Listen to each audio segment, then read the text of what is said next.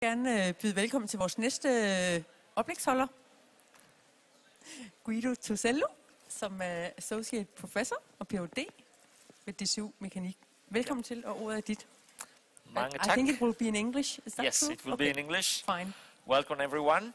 So after the very good introduction on Industry 4.0 given by Professor Hansen, I'd like to show you one of the pillars of Industry 4.0 and its development here at DTU. So it's always nice to know what's going on in the world, but then you can see what is the result of our research here in our lab in the department. And remember, everything you see now is actually in collaboration with MADE, so the Manufacturing Academy of Denmark, the companies partners in MADE, and especially a few companies that are really diving into additive manufacturing. So additive manufacturing, like Industry 4.0, is really what we say a buzzword. It has been now for at least five years. It's very well known for prototyping, and now companies are saying, we know that we can print on our offices, in our desk, to check new ideas, but now we want to produce with additive manufacturing. And how can that be possible? Well, the answer is, let's talk about it. We have done some research, and what you can see today is the result of some of that research. So it is actually possible to save production costs when we are looking at production of plastic products up to 90%. Under certain conditions that I'll show you later. But indeed, it is possible to use 3D printers like this one that you have seen many times, especially in the news, and combine with injection molding. So the plus here, that's what's going on right now in our department, in MADE, but also there are very good examples from USA and Germany. So as we say, to unlock that value, so don't add more costs, but actually decrease costs, be more competitive, it takes some research like the one we have done. So just to give you actually the example how that works, as you know, in injection molding, we have a mold made of steel that actually is quite an investment for many companies. And then what we propose, and it has been demonstrated, that we can actually print part of the mold. We can prepare it, mount it on the machine, and then actually mold it. So we can injection mold with plastic molds that now are printed in less than 1 day. So this will be the sketch. This is steel, but this is a standard part, very cheap, and we print the cavity here. And this is how it looks. I know it's gray, it's just the effect of the picture, but this is plastic now. This has been printed with a printer, which ran at a cost of a fraction of a cost of mechanical machining. And this is part of a mold. The cost could be in the range between 1/4 and 500,000 krona, but now we print the inserts instead of machining. And this can be done in a few hours. And then next week, your designer has a new idea, you print again, you mount, and you mold continuously. And this again can run really at a fraction of a cost of what has been going on.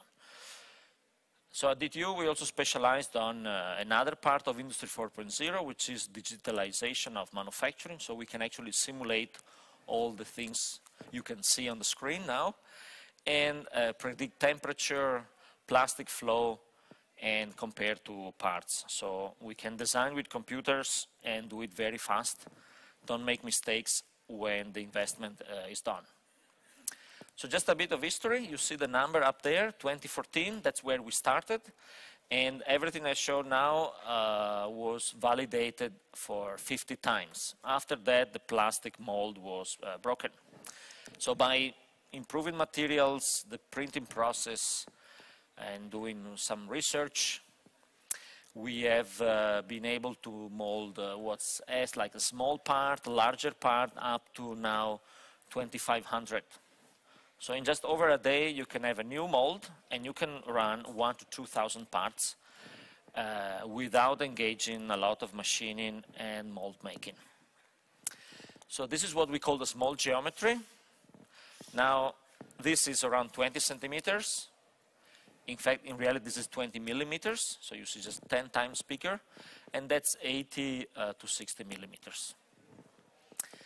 Now, just to give you an idea how far we can go, this is one of the plastic parts we can mold now. You see, that's around 45 millimeters in diameter.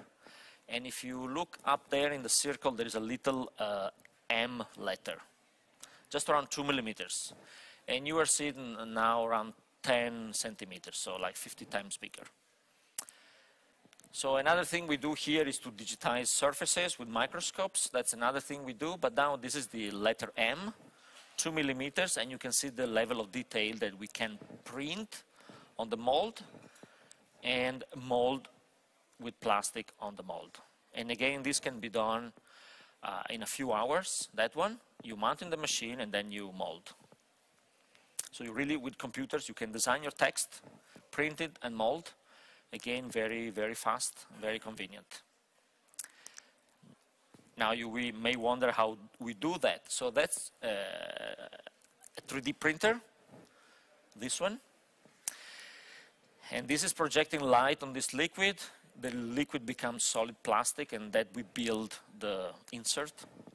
And then the research on the material is that we start to mix fibers, carbon fibers, on this liquid here. The result is a material which is stronger and stiffer. And these are the fibers. Now, what is interesting, this picture that you see around 2 meters wide is actually 2 millimeters in reality. So now you're seeing 1,000 times bigger. This is to say fibers are very small, but there are many. You see all these dots. Now this is 2 millimeters, maybe 5. So well dispersed, the material is very stiff, and this is a fiber, 10 microns. One of your hair has the size of about the screen you are seeing. So that's a very high magnification picture. So this is to say they are invisible unless you use a microscope. So they are really part of the material. So if we use that, what you are seeing now is a sequence of pictures of the mold, which is printed, and the hundreds of shots we have been molding, and it's still quite intact. We can even see some cracks building, but we are counting now far over 1,000 cycles. So what before was costing in the range of 100,000 to 200,000 krona mold, now this can be done with 80% less investment. And it can last 2,000 times. So you can mold with this mold 2,000 products. They are very similar to what you can produce with the steel mold. And you can use it to make real customer tests, for example, or run small productions. What we do also, we noticed that temperature is one key driver, so we can measure temperature in the mold with some thermal cameras around simulations. This is work we are doing now in order to extend from 2,000 maybe to 5,000, maybe at the end of this year or next year. It's improving, we are getting there. So one of the big news about Industry 4.0 and all this heavy digital value on what we do in manufacturing is that we can design much more than in the past with computers. So if you see this device now, this is a mold for a medical implant, a small one. And size to size, this is 12 millimeters. You see the scale here. But then we can even design the surface of this. And if we can design, then we can print. That's the part we want to obtain. The idea is that cells, once this is implanted, will grow on this very elaborated surface. This is coming from medical studies, so it's already proved. But the point is how to make it, thousands of parts. Well, I've shown you before the letter M, 500 microns details. Now this is 200. And now this is our small insert which has been printed. See here, these are some details. You can even see this hole here, around 200 microns. And now the insert has been mounted on the mold, on one side, on the other side, and this is the molded part. And once again, this is around maybe 2 meters, and the scale here maybe 5 millimeters. So, in fact, this is very small. You can see an example here. The bar is 5 millimeters, or you can see it here. That's the final implant. And the insert or the mold, all this has been done in around 2 days. And one of the first prototypes we have done, these were done really machining. It took really 8 weeks to get it done with all the fine, small features standing still. So at a certain point, we have, of course, collaborated with some of the companies acting in this field, and a few of them, they start asking, okay, this is all very nice, but it's really true that it's so cost effective, I would say, how's cheap? So, so we have done a study about that. Now we know a lot about the technology. We know that 3D printing has been growing in usage a lot. This is also thanks to attention in the medias, in the industry. And then we wanted to know if it's really possible to decrease manufacturing cost, if it's really possible to reduce time to market, and improve inventory management. So you just store 3D files, no products anymore, print on demand. And as you have seen, it's possible to print complex shapes. That's true. So the answer is that what we see, everything is growing, so everyone is happy. But what is the sector of 3D printing which is happier than the others is this blue one. So the final production usage of 3D printing is really increasing. It has doubled in the past 5 years, and this is continuing to grow. And one of the ways you can do that is through this example. So you print molds and very fast, and you mold even faster. But still, I have an answer. Is that true that it's so fast and so cheap? Well, I'll show you. So this blue line, that's the quantity and the cost investment for molding. You need to spend a lot of money at the beginning. Once you start molding, the cost will stay there approximately. If you want to do the same with printing, your investment is very small. The printers are cheap. But if you want to print one piece at a time, your cost will go up very quickly. So your break-even there is just a few parts. But if you start printing molds, you just need to spend a bit more, but then you start molding. And now we are in the range of thousands before molding with more steel molds is less expensive. And this is what I've shown. So we have put the numbers. If we look at how long does it take to make a steel mold, it's at least 1 to 2 weeks if you have a very fast tool makers, and it's basically 1 day if you print. And in numbers means that the companies that are starting to do this, they can claim 90% reduction. And in our case, for the metal and the small item here, you see molded parts can cost 80% less to 90% less. So with a steel mold, it's true you can run millions of cycles, but many times you don't need 2 million parts. You don't have 2 million customers. Maybe you have only 10,000, and you cannot afford the full investment. So if you print, you can make that type of production. This is the lead time. So how long does it take? Well, for the small part and the larger one, we are talking about from 1 day to a few hours, 1 week, 2 days when it's printed and molded. And we have also calculated the cost at the end, and they meet together in the range between hundreds and thousands of parts. So the materials now are in this range. So it's cost effective, it takes a shorter time, and it's also possible to make parts in a very quick way.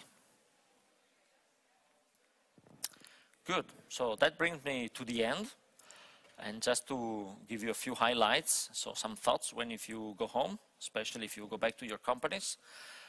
So with 3D printing, additive manufacturing, you can print final products. That's good for prototyping.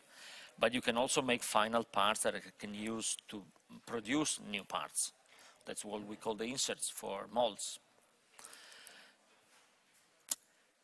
As we started, we were running few tens of cycles, but now with new materials, new printers, this is now hundreds and thousands. You have seen this. So now it is possible to mold not just prototypes, but small batches at a fraction of a cost.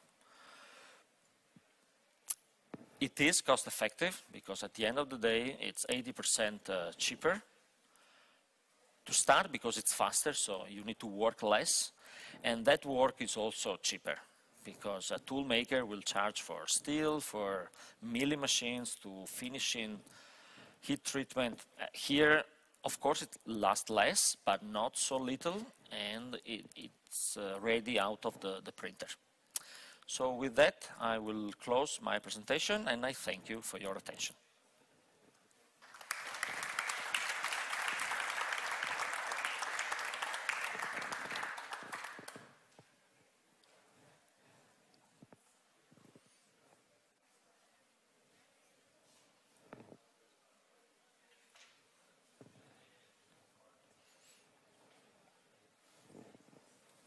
Thank you so much for your presentation. We still have a few minutes for some questions. Sure. If there's anyone who would like to make a question to our presenter, then you're more than welcome.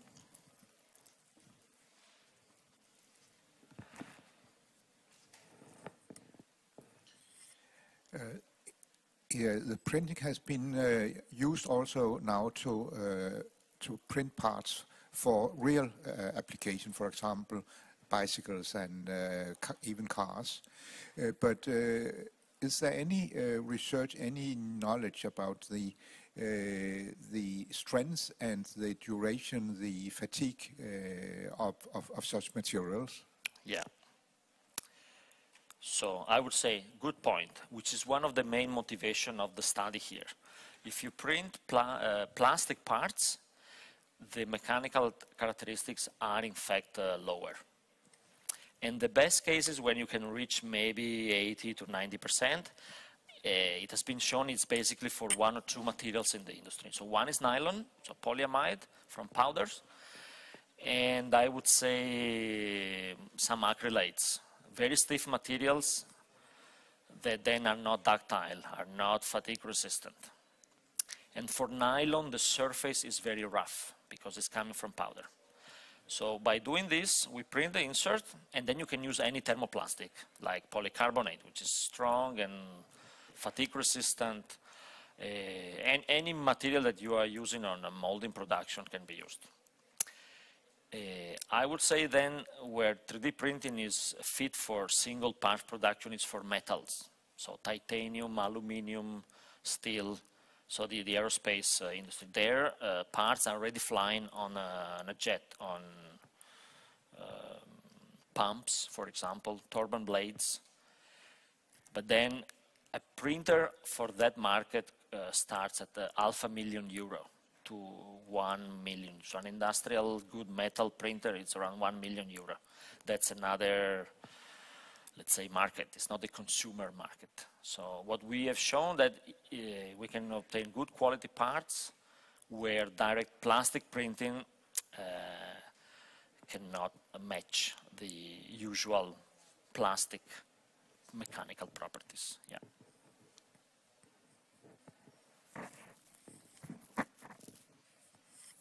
could you also see this method being used for producing small batches of metal parts? The answer is yes. You can mold polymers with a metal powder inside, and then you sinter the part.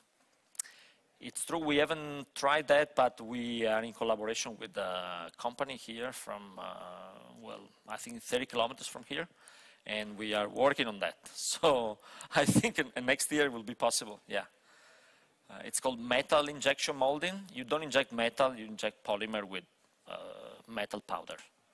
But in principle, it's possible, yeah. Yeah.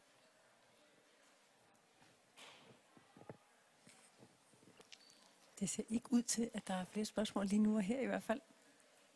I don't think we have any more questions right now.